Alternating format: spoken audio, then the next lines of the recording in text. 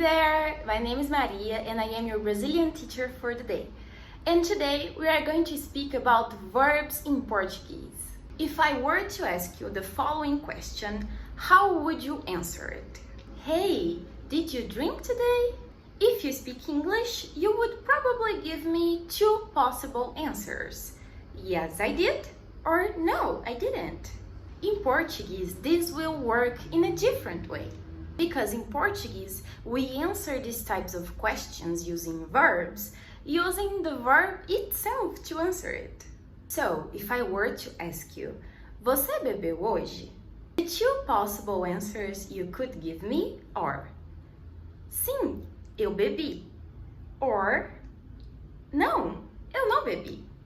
We use the verb itself to confirm or deny the question. And that difference happens for many reasons. Let's think about how verbs work in English. Like for instance, if I were to speak using the simple past in English, we have two possible options.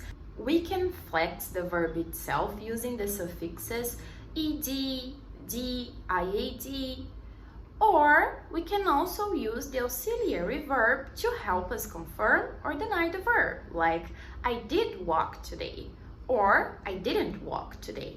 But in the second option, the main verb of the sentence will not be flexed. But in English we have options. In English we have these possibilities. If I am not saying something on interrogative or negative, I can flex the verb. But if I am using a sentence that I need to make a negation, or either I needed to make like an interrogative sentence, we do need to use the auxiliary. While in Portuguese, we never need to use the auxiliaries because the verbs always flex themselves. Some examples. Eu não fui à festa, or eu não bebi hoje. Now thinking about the future tense, in English we do need auxiliaries. We have the options to use either will or going to, but the verb itself cannot flex itself into the future. In Portuguese, this works differently. In standard Portuguese, we would flex the verb with the suffix a. So, like in the examples, eu cantarei or eu beberei. But this type of flexion is more common on Portuguese from Portugal. Us Brazilians, especially in the colloquial Portuguese, we tend to use our own auxiliary verb, the verb ir into the future, like vou. This verb can be considered similar as will. So the sentences will be eu vou jogar, eu vou cantar, and etc.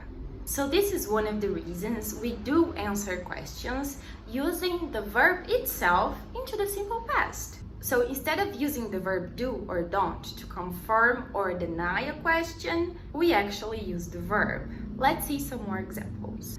Ei, você comeu hoje? You can have two possible answers. Sim, eu comi, and não, eu não comi. Another example. Hey, did you run today? Portuguese. Ei, você correu hoje? The two possible answers. Sim, eu corri.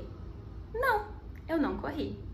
Verbs in Portuguese are so much fun. So, if you liked this content, please don't forget to like, comment, and share with your friend that wants to learn Portuguese too.